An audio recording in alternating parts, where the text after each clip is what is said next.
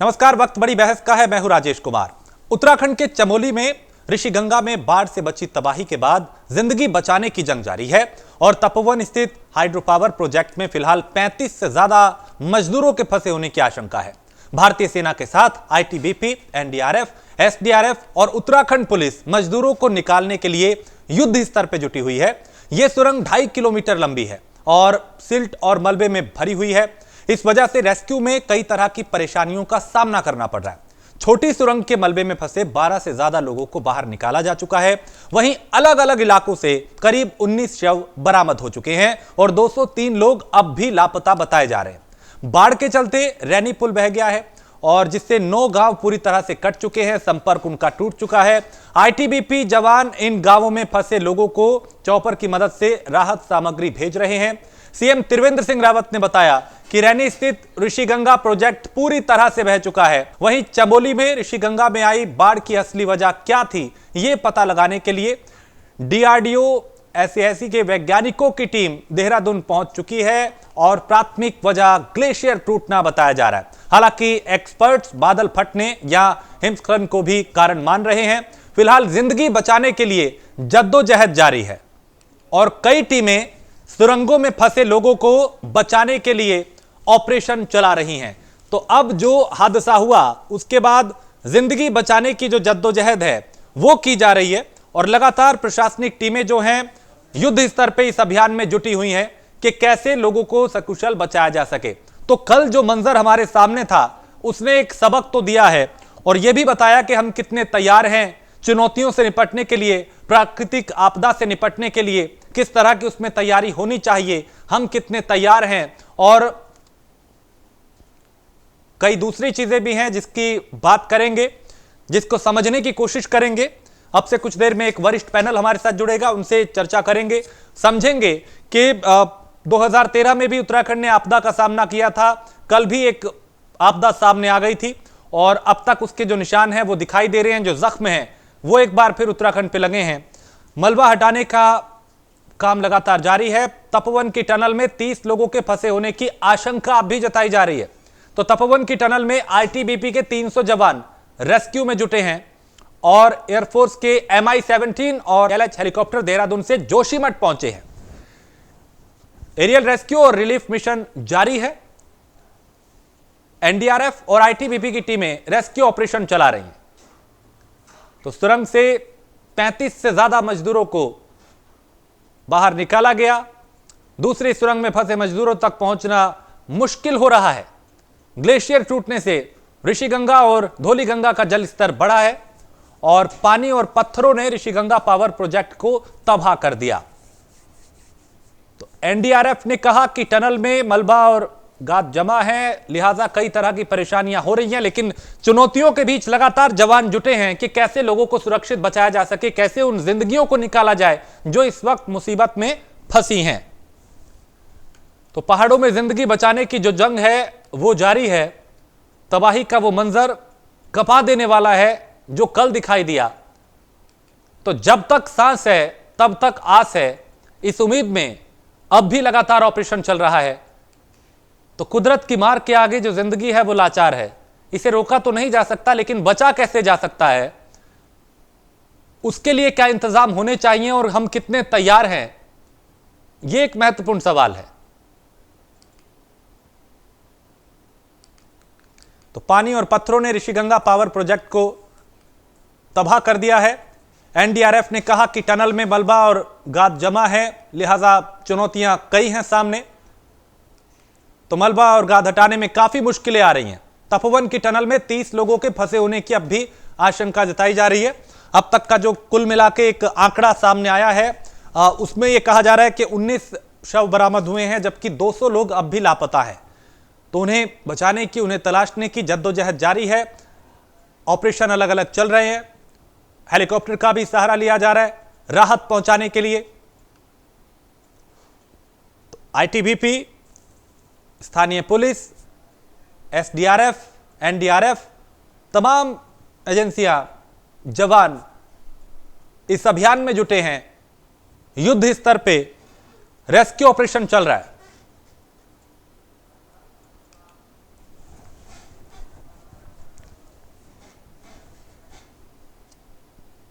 तो मलबा और गाद हटाने में काफी मुश्किलें आ रही हैं। लेकिन शासन प्रशासन जो है वो पूरी तरीके से जुटा हुआ है। प्रशासनिक अलग अलग टीमें जो हैं वो वहां पे जुटी हैं। अभियान चल रहा है युद्ध स्तर पे। तो एयरफोर्स के MI-17 और ALH हेलीकॉप्टर देहरादून में पहुंचे हैं। कई दूसरे चॉपर भी इस अभियान में जुटे हुए हैं।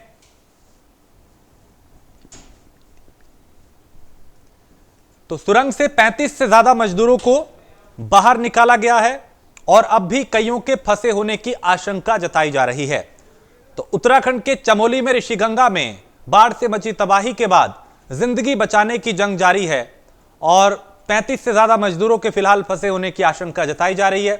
भारतीय सेना के साथ साथ ITBP, NDRF, SDRF और उत्तराखंड पुलिस मजदूरों को निकालने के लिए युद्ध स्तर पे डटी हुई है, अभियान चला रही है। यह सुरंग 2.5 किलोमीटर लंबी है, सिल्ट और मलबे से भरी हुई है। इस वजह से रेस्क्यू में मुश्किलों का सामना करना पड़ रहा है। तो छोटी सुरंग के मलबे में फंसे 12 से ज्यादा लोगों को बाहर निकाला जा चुका है। वहीं अलग अलग इलाकों से करीब 19 शव बरामद हो चुके हैं। अब भी करीब यह बताया जा रहा है कि 200 से ज्यादा लोग लापता हैं और इस आपदा के चलते रैनी पुल बह गया, जिससे 9 गांव का जो कनेक्शन है वो पूरी तरीके से कट चुका है। वो प्रभावित हुए हैं इससे। तो ITBP जवान इन गांवों में फंसे लोगों को चॉपर की मदद से राहत सामग्री पहुंचा रहे हैं। मुख्यमंत्री त्रिवेंद्र सिंह रावत ने बताया कि रैनी स्थित ऋषिगंगा प्रोजेक्ट पूरी तरह से बह चुका है। चमोली में ऋषिगंगा में आई बाढ़ की असली वजह क्या थी, यह पता लगाने की लगातार कोशिश की जा रही है। प्राथमिक वजह ग्लेशियर टूटना बताया जा रहा है। हालांकि एक्सपर्ट बादल फटने या फिर हिमस्खलन को भी कारण मान रहे हैं। फिलहाल जिंदगी बचाने के लिए जद्दोजहद जारी है। कई टीमें सुरंगों में फंसे लोगों को बचाने के लिए ऑपरेशन चला रही हैं और लगातार प्रशासनिक टीमें जो हैं वो इस अभियान में जुटी हैं कि जिंदगियों को बचाया जाए। जब तक सांस है तब तक आस है। NDRF, ITBP की टीमें इस रेस्क्यू ऑपरेशन में जुटी हैं, लेकिन एक सबक लेने की जरूरत है कि कैसे प्रकृति जब अपना रौद्र रूप दिखाती है तब इंसानी जिंदगी उसके आगे बेबस नजर आती है।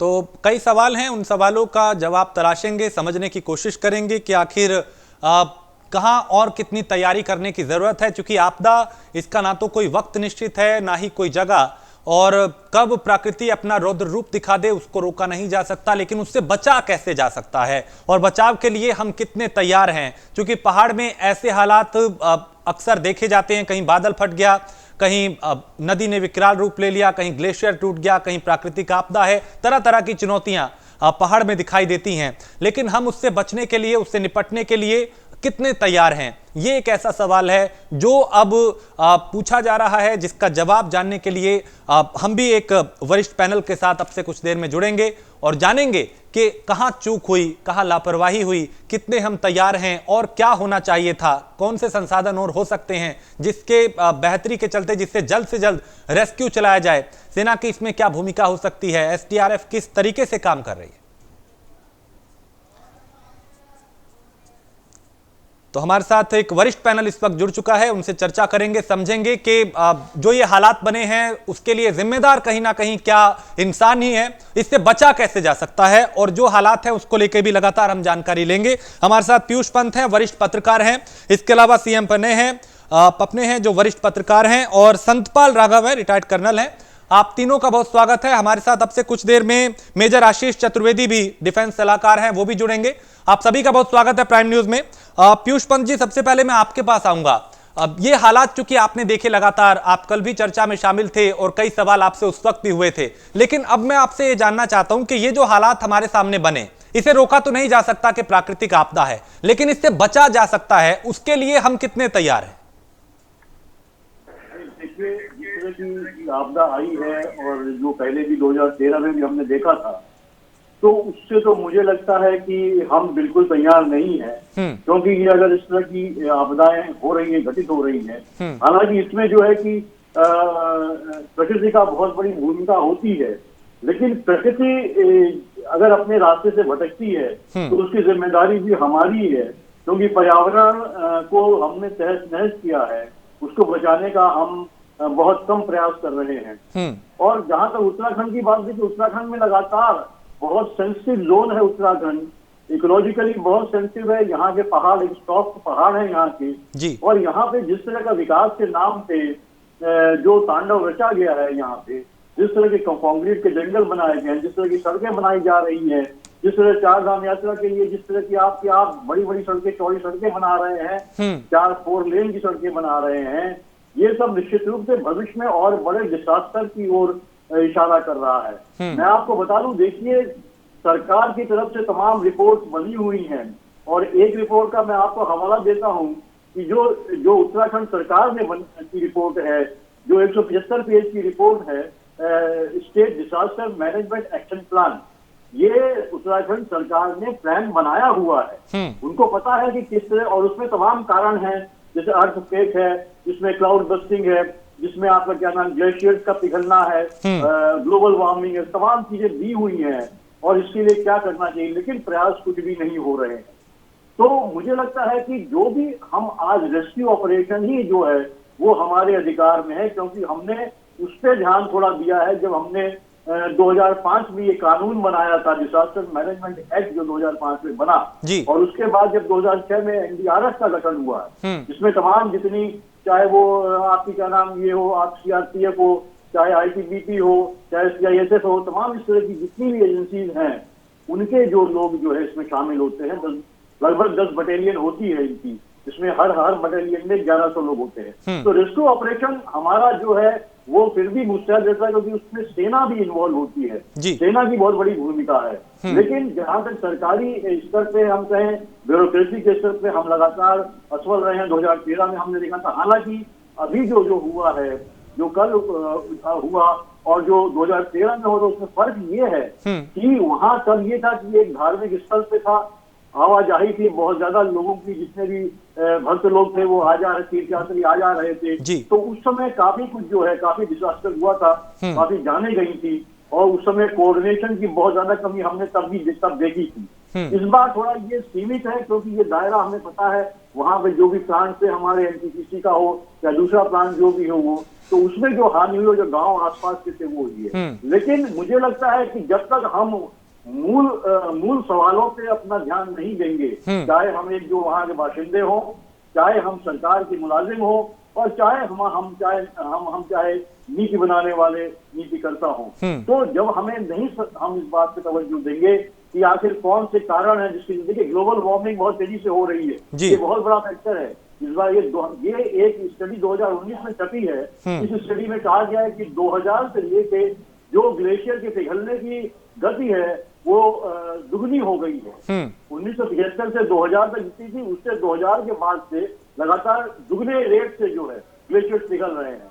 उसी का परिणाम हमको देखने को मिला है अभी। तो मुझे लगता है कि इस पे तवज्जो देना पड़ेगा। और जो तमाम सैटेलाइट के माध्यम से एक स्टडी की गई, 40 साल की स्टडी की गई है, पूरे नेपाल का, आपका म्यांमार का, भारत का और बांग्लादेश का, तमाम जगह से जहां भी ये हिमालयन रेंज है, ये इस तरह से चाइना का, नेपाल का, भारत का, म्यांमार का, ये तमाम जो हिमालयन रेंज की कंट्रीज पड़ती हैं, उसका एक अध्ययन किया गया, जिसके आधार पे ये कंक्लूजन निकला है। तो इन सबको ध्यान में रखना होगा हमें, उसी हिसाब से अपनी नीति बनानी होगी। नीति भी है, लेकिन हमारा जो है इम्प्लीमेंटेशन में गड़बड़िया है, क्योंकि हम उतने सीरियस नहीं है, इनको लेके, हम डिजास्टर को लेकर सीरियस बिल्कुल भी नहीं है। क्योंकि वरना अगर ऐसा होता तो हम लगातार जो है इस तरह के प्रयास करते कि कम से कम इस तरह की घटनाएं हो, इस तरह की आपदाएं हो, और उसमें जो है हम उसको जान माल की जो है जो क्षति है उसको रोक सके। अब जैसे हाइड्रो पावर प्रोजेक्ट है, देखिए वो तमाम विरोध किया गया है, तमाम स्टडी इसमें आई है, जिन्होंने कहा है कि उत्तराखंड के पहाड़ों में हाइड्रो पावर प्रोजेक्ट लगाना बहुत अपने आप को जो है एक आत्मघाती कदम होगा। लेकिन उसके बावजूद वहां पे चाहे यूपीए सरकार की, उसने तमाम टनल खोदी वहां पे, उसी तरह से जो है ये जो एनडीए सरकार है वो भी वही काम कर रही है और ज्यादा आगे बढ़ के वो काम कर रही है। ये आपको डेवलपमेंट का ये जो मॉडल है बहुत ही फॉल्टी मॉडल है और हर जगह डेवलपमेंट का मॉडल आपका चल नहीं सकता। वो कहते हैं ना कि वो एक जूता हर पैर में नहीं फिट बैठता है, वही हिसाब है कि आप एरिया वाइज जो है अलग अलग तरह का आपको विकास करना होगा। लेकिन जब तक हम ये नहीं समझेंगे इस तरह के डिजास्टर होते रहेंगे और हमारा भारी नुकसान होता रहेगा। सीएम अपने आपसे मैं ये समझना चाहूंगा कि देखिए विकास का तमाम दावे किए जाते हैं, विकास के लिए आज काम भी किया जा रहा है और पहाड़ में भी विकास के नाम पे सड़कें बन रही हैं, 4 लेन बन रहे हैं, कहीं 2 वे बन रहे हैं। क्या ये जो प्रकृति का रौद्र रूप हम देख रहे हैं, क्या ये जो हम छेड़छाड़ कर रहे हैं प्रकृति से, उसके परिणाम हम सबके सामने हैं? इसके राजेश जिस तरह से पंजे ने अपना काफी बहुत अच्छा है अपना वक्तव्य दिया है एक्चुअली, और मेरा एक्चुअली मैं इसी वक्तव्य को अपना पंजे से आगे बढ़ा रहा हूँ एक्चुअली कि जिस तरीके से अपना 2013 में अपना जो है 16-17 जून को जिस तरीके से एक अपना भीषण आपदा का एक रूप जो है हमने देखा था केदारनाथ की पूरी घाटी के अंदर, और जिसका इफेक्ट जो है काफी तराई के भागों तक अपना पूरा रहा था, जिसमें ये लगाइए कि अभी तक का जो पूरा एक ऐतिहासिक रूप में अगर हम इसको देखते हैं तो एक बहुत बड़ी हिस्ट्री अपना पैदा हुई थी। और उसके बाद हमारी सरकारें भी चिंतित हुई थी, हमारे पर्यावरणविद चिंतित हुए थे, और उसके बाद एक अपने नीति नियोजन करने के बाद जो है उसके बाद जो है सुप्रीम कोर्ट के द्वारा एक अपना जो है एक अपना लोगों का को जो अपना एक आयोग भी अपना गठित किया गया था जो कि रवि चोपड़ा के अपना अध्यक्षता में, और उसने एक रिपोर्ट भी एक्चुअली अपना सबमिट की थी। और उसमें यह कहा गया था कि जो हमारे 2000 से 2000-2500 के ऊपर के जितने भी हमारे अपना हिमालय के जो अपना क्षेत्र है, अपना सेंसिटिव इलाके हैं, वहां पर अपना 2 मेगावाट से जो है ऊपर के जो है अपना ये अपना जल विद्युत अपना जो परियोजनाएं हैं ये न बनाई जाए, एक्चुअली बात ये है। लेकिन उसके बाद लगातार वो चीजें अभी भी चल रही है, और जिस तरीके से अभी अपना टाइम टू टाइम हमारे जो अपना केंद्र सरकार है वो अपना हलफनामे अपना दायर करते चले गई है, और कई बार तो हमने ये भी देखा है कि वो जो चीज वहां पर हो रही है, जो गतिविधियां चल रही है, एक्चुअली बात यह है तो उनको जो है अपना उचित ठहराया जाता है, एक्चुअली बात यह है। तो आप ये लगाइए कि जब अपना इन 30 वर्षों के अंदर ही इतनी बड़ी घटनाएं हमारे अपना उत्तराखंड के अंदर घट चुकी है कि जिसमें आप विगत 3 दशकों का अगर हम जिक्र करते हैं तो 1991 में जब उत्तरकाशी में अपना भूकंप आया था 6.8 अपना तीव्रता का, जिसमें 768 मौतें हुई थी और हजारों घर तबाह हुए थे एक्चुअली। उसके बाद हम आते हैं 1998 में मालपा भूस्खलन के अंदर पिथौरागढ़ के अपने इर्द गिर्द के गाँव में जो आया था, उसमें 50 कैलाश मानसरोवर यात्री जिसमें कुछ विदेशी भी थे एक्चुअली वो बढ़ गए थे, और 255 और जो अन्य मौतें हुई थी, और शारदा नदी जो है बाधित हो गई थी, एक्चुअली बात यह है।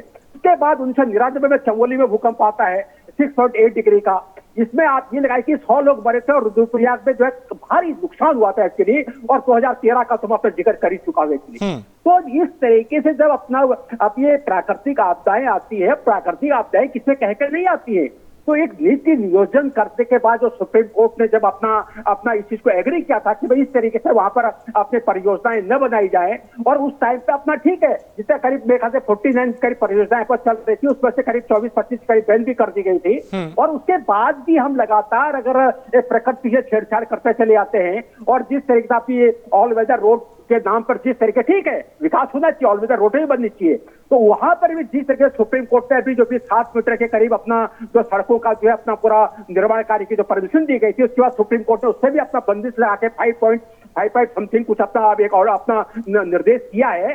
तो अगर हम इन चीजों को नजरअंदाज करते हैं, जैसे पंजी ने भी कहा है कि अगर हम इन चीजों को जो हमारे दिशा निर्देश है अगर हमको अपना इनका अगर उल्लंघन करते हैं, इनकी अपना अवहेलना करते हैं, तो यही माजरा जिस तरीके से अभी अपना ये कल अपना हुआ है अपना ऋषि गंगा में अपना जो है जोशीमठ के इलाके में पूरा जो है तबाही मची है, एक्चुअली बात यह है, तो ये अपना होते चले जाएगा। तो कम से कम हमें जो है जो हमारे नीति नियोजन अपना जो किया जाता है, और जिस तरीके से उत्तराखंड के लोगों द्वारा ही नहीं, देश के जो पर्यावरणविदों द्वारा, अपना भूवैज्ञानिकों द्वारा जो बार बार डिमांड की जा रही है कि हमारी सरकार को, हमारे लोगों को कम से कम हिमालय एक नीति बनानी चाहिए हिमालय के लिए। उस नीति के बारे में कहीं कोई चर्चा नहीं हो रही है। तो जब तक इन चीजों पर हम विशेष तरीके से ध्यान नहीं देंगे तो मैं समझता हूं कि ये शायद ये घटनाएं अपने होते चले जाएंगे और जनहानि होते चले जाएगी, पर्यावरण का नुकसान होते चले जाएगा।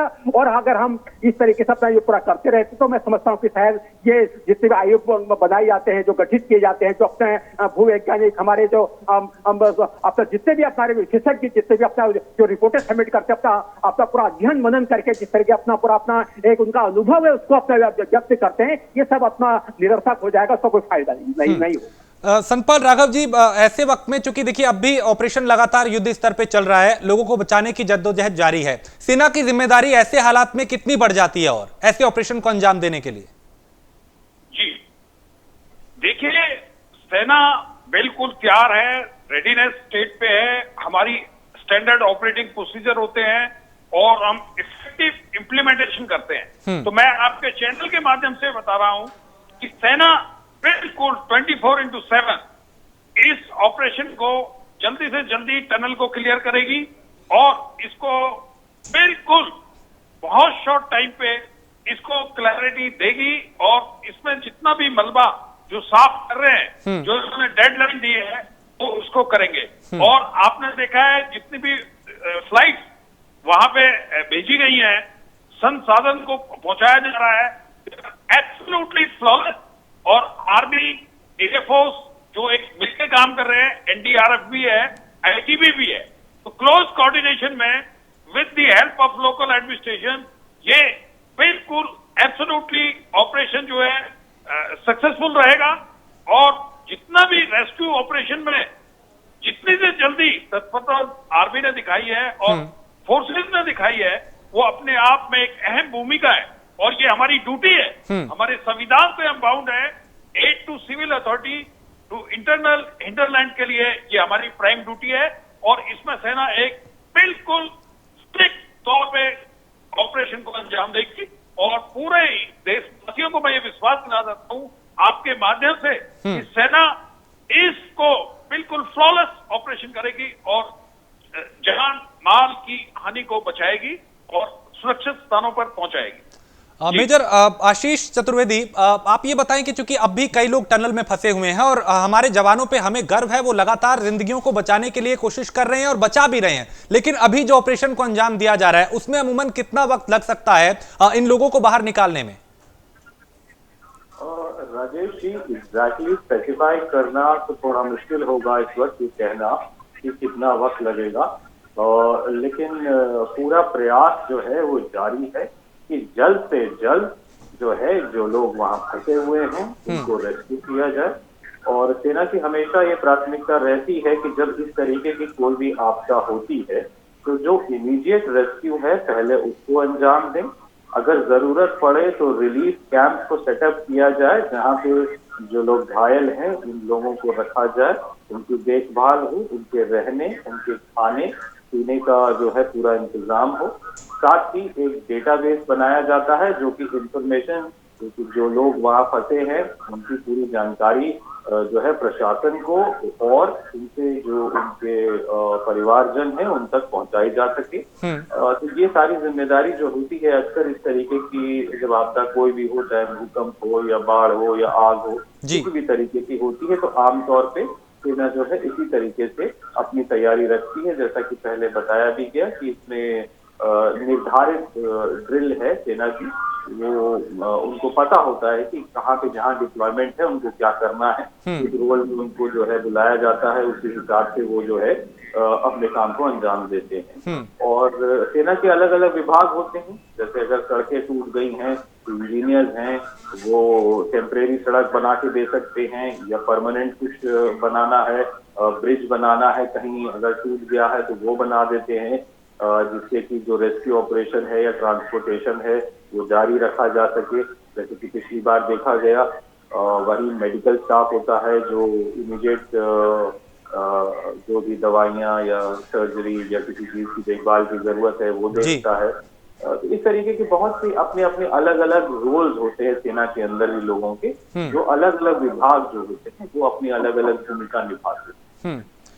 ऐसे में सेना की जिम्मेदारी और ज्यादा बढ़ जाती है, क्योंकि कई ऐसे पुल बह गए, कई ऐसे रास्ते प्रभावित हुए हैं, कई गांवों का कनेक्शन कट चुका है, कई लोगों तक सामग्री नहीं पहुंच रही। लिहाजा उन सबको ध्यान में रखते हुए क्या इस तरह के ऑपरेशन चलते हैं जिसमें लोगों तक राहत भी पहुंचे, अगर कोई फंसा है तो उसे तुरंत जल्द से जल्द निकाला भी जाए? जी बिल्कुल, जैसा मैंने अभी बताया कि पहाड़ों में अक्सर क्या होता है कि इस तरीके के जो पुल वगैरह होते हैं वो टूट जाते हैं, तो अब इतनी जल्दी जो परमानेंट पुल है वो नहीं बनाए जा सकते। तो कहीं वहीं पे जो सेना के जो इंजीनियर्स होते हैं, हमारे पास ऐसी गाड़ियां होती हैं जिसमें फोल्डिंग ब्रिज आते हैं, तो वो लगा दिए जाते हैं कि जिससे टेम्परेली उस टाइम के लिए जो है उस सड़क के जो राजमार्ग है या जो भी सड़क है उसको दोबारा सुचारू रूप से चालू किया जा सके, जिससे वहां जो राहत सामग्री पहुंचानी है या अगर वहां से लोगों को कहीं शिफ्ट करना है तो ये संभव हो। यदि किसी कारणवश इस तरीके का पुल बनाना या इस तरीके की कोई कार्रवाई को अंजाम देना संभव नहीं होता है किसी कारण से, तो आर्मी एविएशन या एयरफोर्स की मदद से हेलीकॉप्टर द्वारा या सामग्री पहुंचाई जाती है या उनको वहां से इवैक्यूएट किया जाता है, यानी एयरलिफ्ट किया जाता है अगर स्थिति इस तरीके की है। सीएम पटनी, मैं आपका रुख करूंगा और आपसे समझना चाहूंगा कि चूंकि देखिए उत्तराखंड में तो तमाम ऐसी चुनौतियां सबके सामने हैं जो आए दिन कहीं ना कहीं सामने आती है, कभी भूकंप, कभी बाढ़, कभी दूसरे हालात बन जाते हैं, कहीं बर्फबारी ज्यादा हो जाए तो, और कहीं पे इस तरह की आपदा। 2013 में भी हमने देखा था कैसे हालात बिगड़े थे, लेकिन क्या उससे हमने सबक लिया? क्या सरकारों ने सबक लिया? और जो तैयारियां होनी चाहिए थी इस मुश्किल हालात से निपटने में, क्या वो तैयारियां की गई? बिल्कुल बिल्कुल राजेश, जिस तरीके से आपका कहना बिल्कुल सटीक है। दरअसल जिस तरीके से अपना पूरा एक हम देखते हैं, हमारा जो एक अनुभव रहा है, और खास तरीके से 2013 के बाद जो एक अनुभव अपना रहा है पूरा हमारे अपने देश के जनमानस का, और वो खास करके उत्तराखंड के जनमानस का, मैं समझता हूँ कि दरअसल हम लोग जब अपना प्रकृति अपना जब पूरा अपना करिश्मा दिखा देती है, उसके बाद ही फिर अपना कुछ कर्जे की अपना कर गुजरने की अपना जो है थोड़ा सा बातचीत करते हैं, जिससे अभी भी हो रहा है। अभी कहा जा रहा है कि जिस तरीके से कल त्रिवेंद्र सिंह रावत ने जिस तरीके से अपना मुख्य सचिव को जो अपना आदेश दिया है कि अपना जो है आप अपना जो हमारे उपग्रह अपना जो अपना विभाग है उसके द्वारा जो है आप इस तरीके से पूरा इसकी खोजबीन करवाइए, कैसे हुआ, क्या हुआ, क्या नहीं हुआ। लेकिन अगर स्थानीय जो लोग हैं एक्चुअली उनसे हमारे पास जो रिपोर्टें आती है, दरअसल बात यह है वही रिपोर्ट एक्चुअली राजस्थान में तो कहूंगा कि वही रिपोर्ट अपना सत्य है, क्योंकि जिस तरीके से वहां के स्थानीय लोगों ने जो अपने वहां से अपना रिपोर्टिंग की है, ये ठीक 10 बजे सुबह अपना जो है जब हमारी गांव की महिलाएं वहां से अपना खेती बाड़ी के लिए निकल रही थी, क्योंकि कुछ अपना जो खेती किसानी के लोग के अपने खेत है वो अपना ऋषि गंगा के किनारे किनारे थे एक्चुअली, तो उसमें जो वहां से गाँव से जो अपना जो हमारे पास जो खबर आई है 30 महिलाएं जो वहां गई हुई थी, 30 के 30 बह गई थी। असली बात यह है। और इसी तरीके से कुछ चरवाहे जो है अपने पशुओं को अपना वहां चरा रहे थे, तो उसमें से वो पशु भी बह गए और साथ ही साथ वो चरवाहे भी वहां तो बह गए। असली बात यह है। और उसी तरीके जो भी आपने अपना ये पुल का अपना आपने जिक्र किया है, जो रेणी गांव से बिल्कुल अपना जो कि अपना पूरा हमारे सीमांत के इलाके को जोड़ता है, जिस तरह से कि हमारे सेना अपने जाके अपना सीमांत के इलाकों अपना उनका पहरा करती है पूरे सीमांत के इलाकों का, वो पुल भी टूट गया है। इसलिए बात यह है। इसी प्रकार 3 अन्य छोटे मोटे अपना पुल थे जिनसे कि गांव के लोगों की अपना आवाजाही होती थी, जो वो अपना देहरादून से या जोशीमठ से अपना जुड़ते थे, वो लगभग तबाह हो गए। एक्चुअली बात यह है। तो हमारा एक्चुअली मेरा तो यही आकलन है कि जब ये घटनाएं हो जाती है उसके बाद हम इस तरीके से अपना एक आकलन करके हम अपना निर्देश देते हैं कि ये होना चाहिए, वो होना चाहिए। और यहाँ तक कि मुझे कल सरप्राइज हुआ कि जब त्रिवेंद्र जी ने कहा कि ऋषि गंगा पे जो अपना ये प्रोजेक्ट चल रहा था उसके बारे में उनको कुछ पता भी नहीं था। एक्चुअली बात यह है। तो यानी कि एक प्रदेश के मुख्यमंत्री को अपने क्षेत्र में, जिस क्षेत्र में इतनी बड़ा विभत्स एक अपना घटना हो चुकी है, घटना घट चुकी है, उसके बारे में उन्हें पता नहीं था कि वहां पर इस तरह कोई प्रोजेक्ट है एक्चुअली, और इससे लोग वहां पर काम कर रहे हैं। एक्चुअली बात यह है। तो इससे हमारी जो सियासत का भी एक खुलासा होता है कि हमारी सियासत क्या कह रही है। जब 2013 में जब अपना इतना बड़ा एक हादसा हुआ था, एक अपना जो है जिसमें कि हजारों लोग तबाह हो गए थे, अभी भी हजारों लोगों का पता नहीं है, गांव के गांव बर्बाद हो गए थे, कुछ गांव की तो महिलाएं वहां पर पूरी का पूरा गांव की महिलाएं विधवा हो गई थी वहां पर एकदम। तो ऐसे में जो है जब हमें इलाकों का पता नहीं होता, जिस तरह से बहुधा जी की सरकार चल रही थी, उसके बाद वो सियासी दौर भी चला, उसके बाद उनकी सत्ता से उनको हटा दिया गया कि ये कहा गया कि अपना जो है जब वहां पर घटना घट गई थी तो उन्होंने कोई वहां पर अपना इस तरह को कोई अपना कारगुजारी नहीं की जिससे लोगों को मदद मिल पाती, यानी कि सियासी दांवपेच तब चले, फिर मुख्यमंत्री भी वहां पर बदल गए थे। तो वही चीज अगर हम इस वक्त जब खुद अपना मुख्यमंत्री त्रिवेंद्र सिंह रावत ये कह रहे कि मुझे इस इलाके का पता नहीं था कि वहां प्रोजेक्ट चल रहा है, तो ये एक हमारी जनमानस के लिए, हम लोग जैसे लोगों के लिए एक अपना एक विचित्र सी बात होती है कि हमारे मुख्यमंत्री को अपने इलाके का ही कुछ पता नहीं है की बात है। तो ऐसे में जब उनको क्षेत्र का ही पता नहीं है, तो जब ये आपदाएं जब आ जाती है, इतनी घटनाएं घट जाती हैं, तो इनके बारे में अगर हम अपना शुरू से ही अगर हम एक अपना पूरा कयास लगा कर चले भी ऐसा हो सकता है। इस तरीके से बताया गया है कि जब सुबह 10 बजे इस तरीके से अपना जो वहां पर अपना रेडी गांव के पास तो सप्तऋषि और जो है चंबा पहाड़ों के निचले हिस्से से जो है अपना पूरा भूस्खलन हुआ है, वहां पर अपना जो ग्लेशियर अपना टूट कर ऋषि गंगा भी गिरा है, उसके बाद जो वहां पर तबाही मची है, बात यह है तो गांव वालों ने ये वहां पर देखा कि कम से कम जो है 15-20 हेक्टेयर में जो नदी के पास में मरिंडा जंगल इसके चपेट में आ गया था, ये वो जंगल है जिसमें हमारी चिपको नारी गौरा देवी ने जो है यहीं से अपना चिपको आंदोलन शुरू किया था। तो ऐसे में क्या है कि जब जो ग्रामीण क्षेत्र से जब ये हमारे पास जो खबरें आ रही है, जो फंक्शन की अपनी रिपोर्टें आ रही है, तो वहां से खुलासा हो रहा है कि क्या क्या हुआ और क्या क्या अपना जो है पहले अपना इससे घटित हुआ था और क्या अपना वहां पर जो लोग देख रहे हैं। अब जो कि वहां के हेमचंद्र बहुगुणा जो विश्वविद्यालय उसके जो अपना जो वहां के अपना जो इन क्षेत्रों में जो वैज्ञानिक काम करते हैं, उनका ये मानना है कि उस इलाके के अंदर जो हमारे पूरा मध्य हिमालय का हमारा पूरा उत्तराखंड का क्षेत्र है, कम से कम 130 झीलें उन लोग जो अपना देखी है, एक्चुअली बात क्या है वो 130 झीलें ऐसी है कि छुटपुट रूप से अपने बनी है, और जब वो विकराल रूप धारण कर लेती, जब वो तोड़ती हैं, तो उसके बाद यही मंजर होता है जो मंजर अपना जो आपने कल देखा है, एक्चुअली बात क्या है, या जो उससे पहले जब बादल फटे थे 2013 में जो मंजर हुआ था वो वही मंजर था, एक्चुअली बात क्या है। तो ऐसे में कम से कम हम लोगों को अपना हमारे वैज्ञानिक जो कह रहे हैं, एक्चुअली बात क्या, उनके दिशा निर्देशों का, जिनके अध्ययन का हमें फायदा लेना चाहिए और इन पर जो हमें रोक लगानी चाहिए।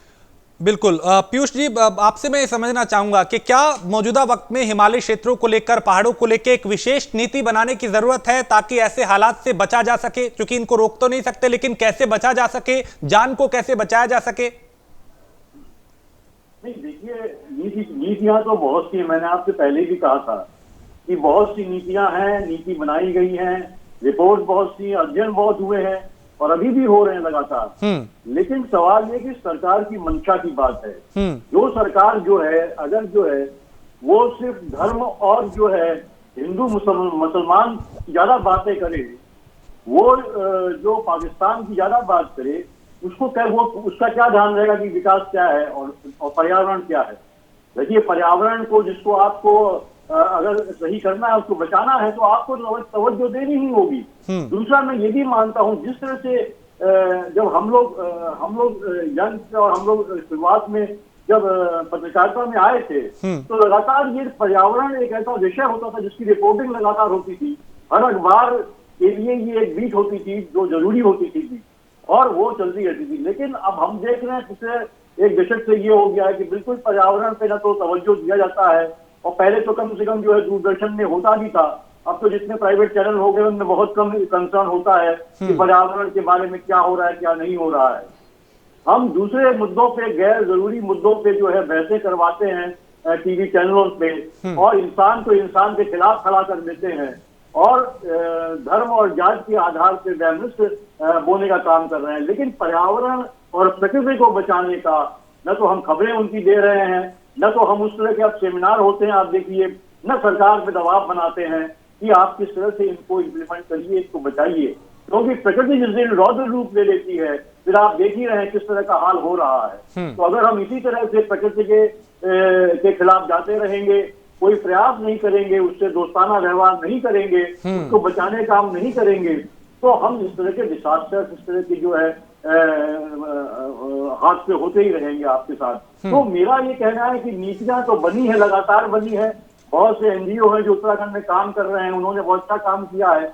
इसके अलावा एक उत्तराखंड की जो है लोक परंपराएं हैं, जहाँ वृक्षों को लगाने की है। वहां जो है कि मैती की परंपरा है, लोग जाते ही जब लड़की शादी होती है तो अपने वो जो है कि माता पिता के घर से वो जो है एक पेड़ लगा के जाती है, ताकि उसके बाद उसके परिवार वाले जो है इस तरह याद में कि मेरी बेटी, उसको बेटी की तरह, तो बेटी का दर्जा दिया है वहां वृक्षों को। जिसको आंदोलन आपको पता ही है किस तरह से वहां पे महिलाओं ने मिलकर पूरा का पूरा जंगल काटने से एक अभियान चलाया था। तो ये एक रिच हेरिटेज है, रिच परंपरा है उत्तराखंड की, प्रकृति के साथ संवाद की, प्रकृति प्रेम की।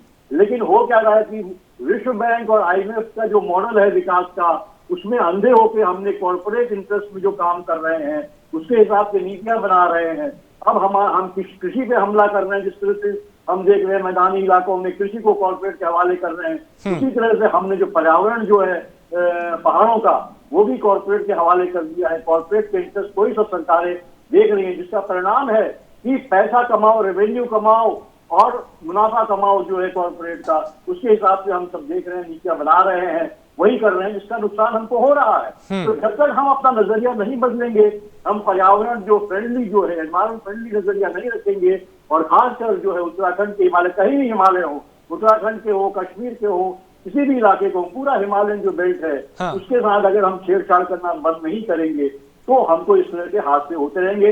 नीतियां आप चाहे कितनी भी बना लीजिए, जब तक आप सजग नहीं है, आप वाकई कंसर्न नहीं है और उसके लगातार आप उसका प्रयास नहीं कर रहे हैं कि हम उसको नुकसान न करें, तो इस तरह के हादसे होते रहेंगे और नीतियां बनी की बनी रह जाएंगी। नीतियां सिर्फ कागज का पुलिंदा नहीं होती है, नीतियां होती है कि आने वाले समय को हम पहचाने, आने वाले समय के हिसाब से हम कार्यक्रम तय करते हैं, उसके हिसाब से हम उनको बचाएं, ताकि भविष्य में जो है कि कम से कम नुकसान हमें होना पड़े और हम प्रकृति को ज्यादा संवर्धित कर सके। लेकिन ये जब तब तक नहीं होगा जब तक कि हम पूरी तरह से इन्वॉल्व नहीं होंगे, हम कमिटेड नहीं होंगे प्रकृति के प्रति, तब तक ये संभव नहीं है। आप नीतियां बहुत तेजी बना लीजिए, उससे कुछ नहीं होना है। ठीक है संतपाल जी, क्या चूंकि 2013 की आपदा हमने देखी और कैसे हाहाकार मचा था वो भी देखा, लेकिन उस वक्त भी सेना की अहम भूमिका उसमें रही थी, उस अभियान को चलाने के लिए, लोगों को बचाने के लिए। क्या आज को हम देखें तो हालात कितने बदले हैं और क्या वो संसाधन जो होने चाहिए फास्ट करने के लिए, ऑपरेशन को जल्द अंजाम देने के लिए, वो तमाम हमारे पास है? जी देखिए, army is ever ready. Army विषम परिस्थितियों में काम करती है। जो आर्मी के पास इक्विपमेंट है, सफिशिएंट इक्विपमेंट है, आर्मी को टाइम, फ्लाइट, जैसे हमारे पास मेडिकल टीम्स है, ट्रांसपोर्टेशन है, और जो गांव में जिनको राशंस की आवश्यकता होती है वहां पे पहुंचाया जाता है, डेटाबेस दिया जाता है। आर्मी के पास में संसाधन की कोई कमी नहीं है और जोश की भी कोई कमी नहीं है। और इम्प्लीमेंट के हमें अपनी भारतीय सेना पे गर्व है और गौरव है कि हम इंडिया में ही नहीं, Indian peace keeping force world में एक बहुत बड़ा सम्मान रखती है। जहां पे हम लोग पहुंचते हैं, चाहे वो रिलीफ है, चाहे वो शांति का है, वो अपने आप में एक बहुत बड़ा गौरव है। मैं आपके माध्यम से अगेन देशवासियों को और पूरे विश्व को ये बताना चाहता हूं, सेना को जिम्मेवारी देने के बाद आपको कोई सोचने की कोई जरूरत नहीं है। सेना उसको क्विक टाइम पे क्विक रिएक्शन करके उनको ठीक सुरक्षित जगह पे पहुंचाएगी और दिल से, अंदर से जो देश के लिए काम करती है, सेना की अहम भूमिका है। और उसके अलावा सेना लोकल एडमिनिस्ट्रेशन को भी हेल्प करती है और जितने ITBP और NDRF है, इनके साथ भी क्लोज कोऑर्डिनेशन के साथ में भी काम करती है। और आर्मी वेल ट्रेन्ड है इन चीजों से निपटने के लिए, इन चीजों पे पाने के लिए। आर्मी हमारी ट्रेन्ड है और सक्षम है और इफेक्टिव इम्प्लीमेंटेशन में बहुत बड़ी सक्षम है और सेकंड टू सेकंड मॉनिटर किया जाता है कि क्या ऑपरेशन है, क्या फर्दर प्रोग्रेस है, क्या हम आगे कैसे, अगर एक ऑप्शन नहीं काम कर रहा है, दूसरे ऑप्शन को कैसे किया जाए। मल्टी प्रॉन्ग स्ट्रेटेजीज, जैसा हमारे पैनलिस्ट ने बताया, मेडिकल टीम, रोड टीम, खाने के लिए और relief shelter, all coordination at one time वो किया जाता है। तो आर्मी और फोर्सेस बहुत बड़ा इंपॉर्टेंट रोल है और ये अपना कार्य हमेशा से किया है इन्होंने। जब वो कहीं पे भी हुआ है, इंडिया और abroad, they have done a wonderful job sir. जी बिल्कुल, इसमें कोई शक नहीं। मेजर आशीष चतुर्वेदी, हमने तमाम वो मिसालें देखी हैं जब मुश्किल हालात में सेना ने देश को निकाला, कहीं किसी इलाके में कोई आपदा आई या फिर कोई मुश्किल आई तो वहां पे सेना का महत्वपूर्ण रोल रहा है। आपने बताया था कि किस तरीके से टेम्परेरी सड़कें बनाई जाती हैं, पुल बनाए जाते हैं, ऑपरेशन को अंजाम दिया जाता है। क्या हमारे पास तमाम वो संसाधन मौजूद हैं जिसको इस तरह के अभियानों को और तेजी से चलाया जा सके, ताकि अगर कोई जिंदगी फंसी है तो उसे जल्द से जल्द निकाला जा सके? देखिए, आमतौर पे जो सेना का रोल है वो रेस्क्यू ऑपरेशन उसका रोल नहीं है, वो एक एड टू सिविल अथॉरिटी में इस तरीके के कामों को करती है। तो उस तरीके का इक्विपमेंट जो होता है आमतौर पे वो एनडीआरएफ के पास होता है, क्योंकि वो जो नेशनल डिजास्टर रिलीफ फोर्स बनाई गई है यानी एनडीआरएफ, उसको बनाया गया है पूर्णतः इस काम के लिए कि जब इस तरीके की कोई आपदा हो तो उनके पास इस तरीके के इक्विपमेंट जो है ज्यादातर उनके पास। सेना के पास जो इक्विपमेंट होता है वो केवल लड़ाई के हिसाब से जो जरूरत पड़ती है, सड़कें बनाने, पुल बनाने, या स्निफर डॉग्स होते हैं हमारे पास, अगर किसी को ढूंढना है, कोई मलबे में दबा हुआ है तो हमारे पास जो डॉग स्क्वाड होते हैं वहां से हम उनकी मदद लेते हैं, जो हमारा मेडिकल स्टाफ है हम उसकी मदद लेते हैं। तो इस तरीके की चीजें जो है हम उनका उपयोग करते हैं रेस्क्यू ऑपरेशन के लिए। वो रेस्क्यू ऑपरेशन के लिए कोई अलग से आर्मी का कोई इक्विपमेंट एलोकेशन नहीं होता है, वो एनडीआरएफ के पास होता है। तो ये तो एक अतिरिक्त जिम्मेदारी है जो हम अब सेना है तो उसकी हम मदद लेते हैं ऐसी परिस्थितियों। और आशीष, जो अभी हालात बने हुए हैं चमोली में और जहां पे ये कल की जो आपदा आई थी उसके बाद के जो हालात हैं, ऐसे ऑपरेशन को चूंकि आप भी लगातार देख रहे हैं टेलीविजन के माध्यम से भी और तमाम आपके दूसरे सोर्स होंगे, क्या लगता है कि इस ऑपरेशन को कितना वक्त और लग सकता है पूरा अंजाम देने तक, मलबा हटाने में या लोग जो फंसे हुए हैं उनको निकालने में? संभावना जताई जा सकती है कि इतना वक्त और लग सकता है इस पे? मैं समझता हूँ अभी भी 6 से 8 घंटे तो लगेंगे। 6 से 8 घंटों के अंदर जो लोग फंसे हुए हैं, मैं ऐसी आशा करता हूं कि उससे पहले ही जो है इनको निकाल लिया जाएगा वहां से। और मलबा हटाने में तो थोड़ा और वक्त लगेगा अभी, लेकिन जो लोग फंसे हुए हैं और उनको निकालने के लिए निरंतर प्रयास जो है वो विभिन्न माध्यमों से किए जा रहे हैं। और ऐसी आशा करता हूँ कि जल्द से जल्द जो है उन लोगों को सुरक्षित निकाल लिया जाए। सीएम पटनायक, चूंकि हमने ये देखा कि दूसरे देशों में प्रकृति को, पर्यावरण को बेहद गंभीरता से लिया जाता है, उसको बचाने के लिए, उसको जीवित रखने के लिए, उसको संभालने के लिए। क्या भारत में उसको इतनी गंभीरता से लिया जाता है हमारे देश में, ताकि प्रकृति के साथ खिलवाड़ ना हो? बिल्कुल बिल्कुल राजेश, आपका सवाल बिल्कुल सटीक है। दरअसल देखिए, आप यहाँ का भूकंप का जिक्र करते हैं, क्योंकि हमारा जो उत्तराखंड का जो अपना पूरा भूभाग है, ये भूकंप प्रभावित भी काफी रहा है अच्छी बात है। और लगभग अगर हम एक अवलोकन करते हैं तो रोजाना कम से कम 2 और 3 मास के भूकंप तो वहां आते ही रहते हैं। और जिससे पहले जो भूकंप आए थे 6.8 मास के, तो उससे कितनी तबाही मची थी वो अपना पूरा दुनिया ने अपना पूरा बंजर देखा था। तो अगर हम जिक्र करते हैं जापान का, देखिए जापान में सबसे ज्यादा, हमारे पूरे विश्व के अंदर जापान में सबसे ज्यादा भूकंप आते हैं। और जापान में जो अपना वहां पर जो हमारा जो मकानों का जो मकान बनते हैं वहां पर, वो किस तरीके से बनते हैं? एक्चुअली वो वैज्ञानिक तरीके से ऐसे मकान बनाते हैं कि जिससे भूकंप का कोई असर ही नहीं होता है। ऐसी बात है। जिस तरीके से कल पंजी का मैं अपना यहाँ पर कोट करना चाहूंगा कि पंजी ने कल बड़ा अच्छा जिक्र किया था कि जो उत्तराखंड के अंदर जो शहरीकरण हो रहा है, जो वहां पर गांव के अंदर भी जो मकान बन रहे हैं वो टोटल कंक्रीट के बन रहे हैं। अगर मैं नैनीताल का जिक्र करता हूं, उस नैनीताल का, जिस नैनीताल के अंदर जो है जो एक ताल की वजह से एक बड़ा शोभायमान रहता है, उसका भीमताल है, तो उसके इर्द गिर्द में आज नैनीताल में जितना कंस्ट्रक्शन हो चुका है पूरा कंक्रीट का, अगर कल को खुदा न खास्ता अगर कोई ऐसी घटना होती है तो क्या मंजर होगा वो सबके सामने है। तो दरअसल जापान ने विश्व के अपना देशों के आगे एक इस तरीके से अपना उदाहरण प्रस्तुत किया था। इसलिए बात यह है कि कम से कम जो कंक्रीट की ओर नहीं भागे, इसलिए उन्होंने जो है अपने रिहायशी जो इलाके थे वहां अपने जो है वो लकड़ी के मकान बनाए। इस तरीके से अगर हम इजराइल का अगर खेती किसानी के मामले में अगर हम जिक्र करते हैं, जहाँ कोई पानी नहीं है, वहां किस तरह से वो अपना कृषि की पैदावार करते हैं की बात है। हमारा उत्तराखंड तो पूरा पानी से लबालब है, लेकिन फिर भी जो है हमारे पहाड़ों में पानी नहीं है। तो इस तरीके से जो वैज्ञानिक विधियां, जिस तरह हमारे केंद्र सरकार ने भी जिक्र किया था, जिस तरीके से अपना जो है अपना जो ये पावर प्रोजेक्ट जो वहां पर बनाए जा रहे हैं, तो उन्होंने एक अपना हलफनामा दिया था अपना, उसके अंदर जब वैज्ञानिक तरीके से पूरी अपने विधियों का अपना पूरा संचालन कर रहे हैं, तो कहाँ ये वैज्ञानिक विधियां हैं? इसके लिए बात की है, अगर वैज्ञानिक, क्या प्रकृति के आगे वैज्ञानिक विधियां कोई काम आएंगी?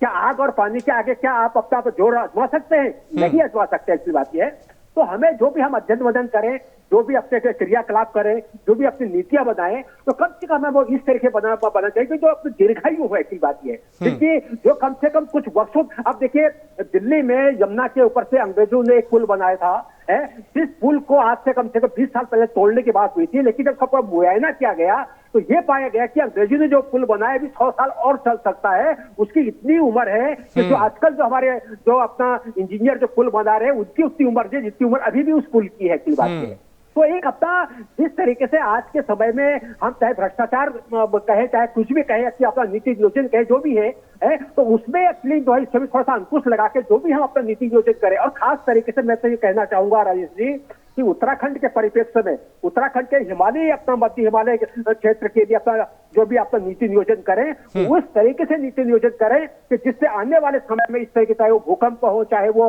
अपना भूस्खलन हो, चाहे वो इस तरीके से पूरा बादल फटना हो, चाहे वो इस जो भी अपना प्राकृतिक आपदाएं आती हैं, उनसे कम से कम जो पार पा सके, इस तरह कम से कम नीति नियोजन करना चाहिए। पीयूष जी, आप भी इस बात से सहमत हैं कि हमारी जो सरकारें हैं या हम लोग जो हैं वो प्रकृति को लेकर, पर्यावरण को लेकर उतने गंभीर नहीं जितने दुनिया के दूसरे देश हैं?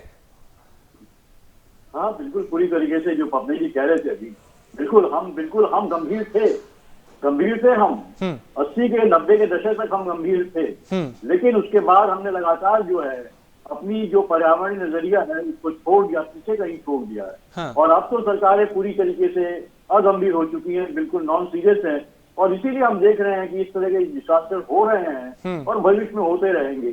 क्योंकि सरकार क्या, मीडिया भी, इस मैंने पहले आपने कहा, वो भी अब गंभीर नहीं रहा पर्यावरण के तमाम मुद्दों को लेके, वो भी उस पर ज्यादा चर्चा नहीं करता, ज्यादा खबरें नहीं देता है। और जिस तरह से सैटेलाइट का जो हमारा देश में काफी आगे बढ़ा है, प्रोग्रेस करी है सैटेलाइट के मामले में, और सैटेलाइट का अध्ययन हुए भी है, लेकिन उस सैटेलाइट की स्टडी क्या रही है, क्या है, उसको पूरा मॉनिटरिंग करना जो है वो सरकार की एक कमी रही है, जो सरकार नहीं करती है। उसकी वजह से ये हम तमाम इस तरह के इंडिकेशन जो मिल सकते थे वो हमें नहीं मिल पा रहे हैं। तो मुझे लगता है कि सरकार निश्चित रूप से, मैं तो कहूंगा कि सरकार सीरियस नहीं है, सरकार की प्रायोरिटीज में नहीं है, पर्यावरण नहीं रह गया है, क्योंकि पर्यावरण को बर्बाद करके ही जो है आप जो है दोहन कर रहे हैं, प्रकृति का दोहन करके, जंगलों का दोहन करके आप कॉर्पोरेट को के हवाले कर रहे हैं। इसीलिए वहां की जमीनें आप आदिवासियों को जंगल खाली करवा रहे हैं, आप जो है किसानों से जमीन छीन रहे हैं।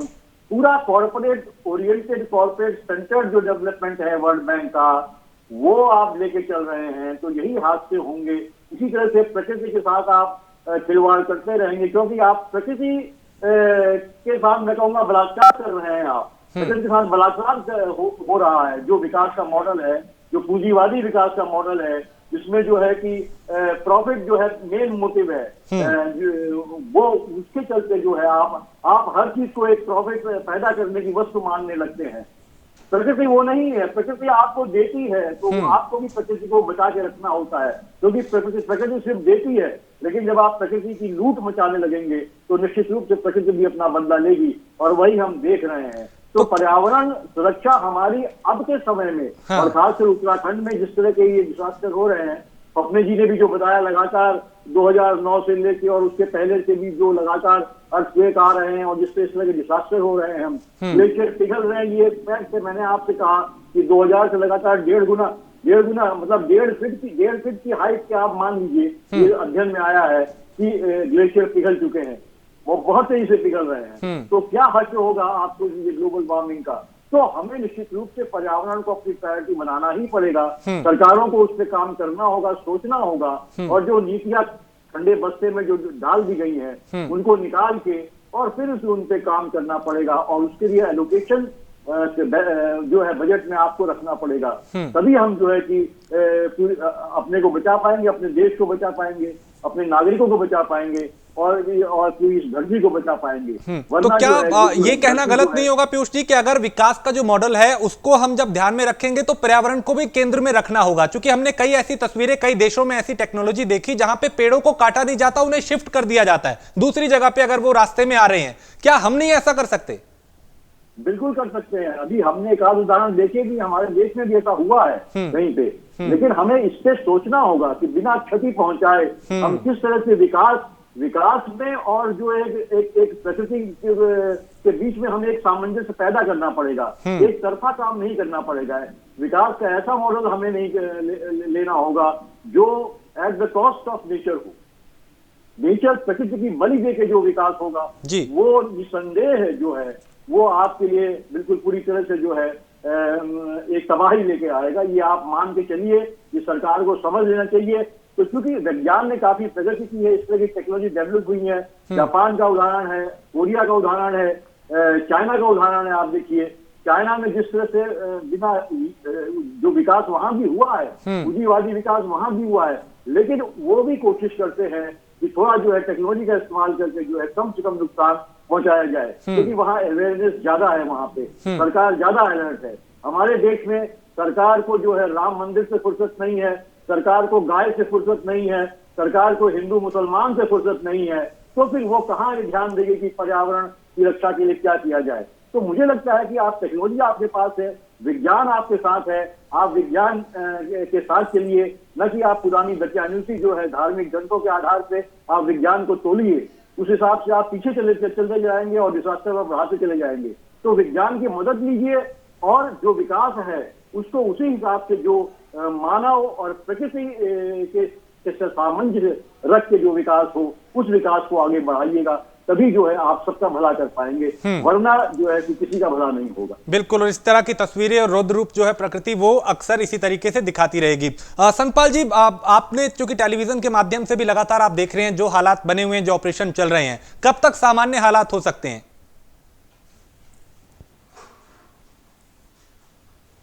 संतपाल जी, आप सुन पा रहे हैं? शायद मेरी आवाज उन तक नहीं जा रही। मेजर आशीष, अगर आप सुन पा रहे हैं तो यही सवाल मैं आपसे जानना चाहूंगा सर, कि जो ऑपरेशंस चल रहे हैं और तमाम तस्वीरें आप लोगों के सामने भी आ रहे हैं, हम भी लगातार दिखा रहे हैं, क्या लगता है कब तक हालात सामान्य हो सकते हैं? मुझे ऐसा लगता है कि कम से कम 4 से 5 दिन तो मिनिमम अभी लगेंगे इस ऑपरेशन के जो है खत्म होने में। 4 से 5 दिन का समय आप लेकर के चलिए, कम से कम इतना समय अभी और लगेगा ही लगेगा तब तक चीजें वहां से जो है कुछ नॉर्मलाइज कराई जाती, इतना मिनिमम लगेगा। उसके हो सकता है ज्यादा लग जाए, वो परिस्थितियां देख कर ही बता पाएंगे, लेकिन इतना समय तो अभी फिलहाल आप मान के चलिए कितना समय तो अभी लगेगा। ठीक। सीएम पपनी, चूंकि आपने पहाड़ों को आप करीब से जानते हैं, आपने कवर किया है, आपने देखा है, अभी जो हालात बने हुए हैं, क्या लगता है कि कब तक हालात सामान्य होंगे? और जिस तरीके से निपटा जा रहा है, ऑपरेशन चल रहे हैं, उसको देखते हुए लगता है कि अभी कहीं कमी रह गई है, या फिर हम पूरी तरह से तैयार हैं इस तरह की आपदाओं से बचाव करने के लिए? हाँ राजेश जी, किस तरीके से अभी हमारे अपना जो एक्सपर्ट है हमारे अपना आर्मी के, वो अपना कह रहे थे, और मेरा तो दरअसल जिस तरीके से आपने देखा है अपने फौज को काम करते हुए, और जिस तरीके से अपना SDRF हो, चाहे वो NDRF हो, चाहे वो ITBP हो, हमारे आर्मी के जो 600 जवान भी वहां पर लगे हैं, और वायुसेना के अपना जो है MI-17 और ध्रुव समेत 3 हेलीकॉप्टर वहां पर अपना सेवा दे रहे हैं। और जिस तरीके से अपना वायुसेना ने, हमने आज देखा था कि सुबह 130 से अपना जो है अपना वहां पर देहरादून के अंदर अपना जो अपना रसद जो है वो भी वहां पर अपना पहुंचानी शुरू कर दी थी। तो हमें अपने जवानों पे, अर्धसैनिक बलों पे, अपना जो SDRF है, अपना NDR, हमें कोई हमें शक नहीं है कि वो जल्दी इस चीज को अपना पार पा लेंगे। लेकिन दरअसल अपना यहाँ पर सवाल ये खड़ा होता है कि जहां पर जो हमारे केंद्र से एक्चुअली जो जिस तरीके से हमारे आज अपना जो हमारे जो अपने नेता का मैं नाम किसी का नहीं लेना चाहता हूँ एक्चुअली, तो उनका जो ज्यादा अपना ध्यान है एक्चुअली बात यह है वो अपना चुनाव प्रचारों में एक्चुअली बात यह है, तो चुनाव प्रचारों में अपना मशगूल है। लेकिन इतनी बड़ी आपदा अपना उत्तराखंड के अंदर आई हुई है, और हम जो है ऊपर ही पर अपना पूरा बात करते हैं, अपना ऑर्डर कर देते हैं, वहां क्या हो रहा है क्या नहीं हो रहा है वो तो हमारे अपने जो आर्मी के जवान है, जो हमारे अपना अर्धसैनिक बनी है, अपना पूरा अपना जिम्मा निभा के अपना जो है पूरा उस चीज को दिखाते हैं कि हम ये कर सकते हैं। बाकी अगर सियासत के तौर तरीके पर अगर हम देखें तो उनका काम तो सिर्फ ऑर्डर करना है, इसलिए बात यह है। हालांकि आज कुछ मैं अपना देख रहा था, जो मेरे पास खबरें आ रही थी कि वहां पर अपना जो है हमारे सांसद महोदय, हमारे कुछ विधायक महोदय भी वहां पहुंचे हैं। त्रिवेंद्र जी कल वहां पर पहुंच गए थे अपने रेडी गांव के अंदर। लेकिन दरअसल ठीक है, आप लोग वहां पहुंच रहे, सब चीज कर रहे हैं, लेकिन इन चीजों का कंटिन्यूटी में, जिस तरह से आपका सवाल आपने किया था कि ये कब तक पूरा हो जाएगा, कब तक लोगों को राहत मिल जाएगी, इस पर हमें पूर्ण रूप से अपना जो है अपना दृष्टि रखनी होगी कि कम से कम जो लोग अपना निराश हो चुके हैं, अपना हताश हो चुके हैं पूरा अपना जो है, तो कम से कम जिन लोगों का अपना नुकसान हुआ है, जिन लोगों का अपना जो है घर बार अपना जो है बिल्कुल अपना खत्म हो गया है, क्योंकि कई गाँव के अपने जो है हमारे जो अपने खेती किसानी के अपने जो लोग, उनके मकान बह गए, अच्छी बात है, किसी के पशु बह गए, किसी के घर के लोग बह गए, अच्छी बात यह है। तो कम से कम जो है एक राहत से ही काम नहीं चलेगा कि हम 4 लाख रुपए दे रहे हैं, हम 2 लाख रुपए दे रहे हैं, या जो हताहत है उनको 50,000 रुपए दे रहे हैं। तो हमें कम से कम अपना जो है एक नैतिक जिम्मेवारी अपना एक सियासत के नाते अपना समझ के उन लोगों के बीच में रह के एक्चुअली जो है, और आगे का भी दूरदर्शिता का अपना एक अपना नजरिया रखते हुए भी हमें आगे ये भी अपना सोचना होगा कि कम से कम भविष्य में से विपदाएं ना आए और लोगों को अपना जो है जो भी राहत वो दे रहे हैं उसका कम से कम उनको जो है लाभ पूर्ण रूप से मिले और अच्छा लाभ मिले और जो संतुष्ट हो जाए। बिल्कुल, ये बेहद जरूरी है, क्योंकि जो हालात हम सबके आज सामने हैं वो चिंताजनक भी हैं और वो सोचने पे भी मजबूर करता है कि आखिर जो हालात हैं उसके लिए जिम्मेदार कौन है। कहीं ऐसा तो नहीं कि इंसान ही जो प्रकृति के साथ खिलवाड़ कर रहा है, वही कहीं ना कहीं जिम्मेदारी और लापरवाही हम सबके सामने आ रही है। वक्त इतना ही था, बहुत शुक्रिया मेजर आशीष चतुर्वेदी, पीयूष पंत, सीएम पेमनई और संतपाल राघव जी, आप सभी का बहुत शुक्रिया चर्चा में शामिल होने के लिए। तो सवाल यही है कि जो हालात हमारे सामने बने, क्या उसके लिए हम ही जिम्मेदार हैं? क्योंकि प्रकृति के साथ अगर खिलवाड़ किया तो फिर वो अपना रौद्र रूप इसी तरीके से दिखाती है, जैसा कल चमोली में दिखाई दिया।